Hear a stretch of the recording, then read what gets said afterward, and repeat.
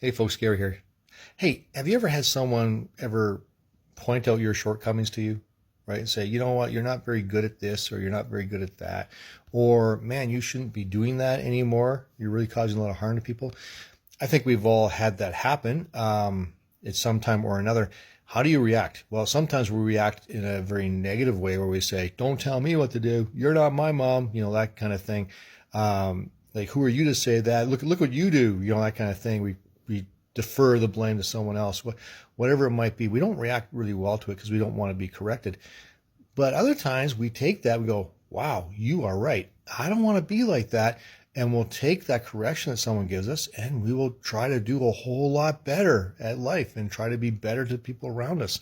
And that's a good thing. It's good to be aware of what's going on in your life. It's only a fool that says, don't tell me, right? So we have that taking place. Well, if we look at 1 John chapter 1, verses 8 to 10, John talks to us about that. He says, if we claim to have no sin, we're only fooling ourselves and not living in the truth. In other words, everyone has sinned. And you might say, well, I never have. Well, no, you have.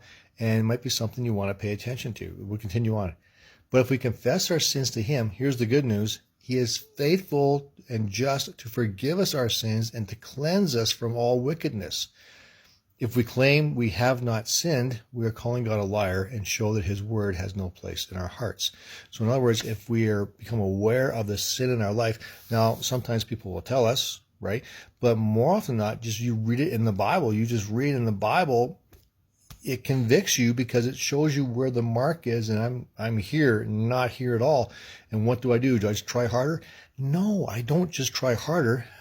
I confess my sins to Jesus and say, Lord, I didn't know I was doing that. Or maybe I did know I was doing that. Lord, stop me from doing this. Why? Because it hinders my relationship with God.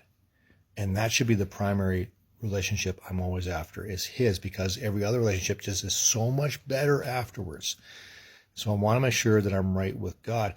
And getting right with God is saying, man, I got this crap in my life. I want to get it out. So I ask God to forgive me, and he is just, and he does forgive me of that sin. So don't walk around with blinders on. Don't walk around just denying it, saying, well, it's not hurting anybody or anything like that, because it is hurting people. It's hurting you. So confess it. Give it away to God and say, I don't need that anymore. What I need is more of you in my life, and trust him, because he is faithful and he is true. Guard that relationship with him. Get rid of the junk. There you go. Daily Bible reading for Friday morning. Hope you're having an awesome Friday, and we'll see you Saturday.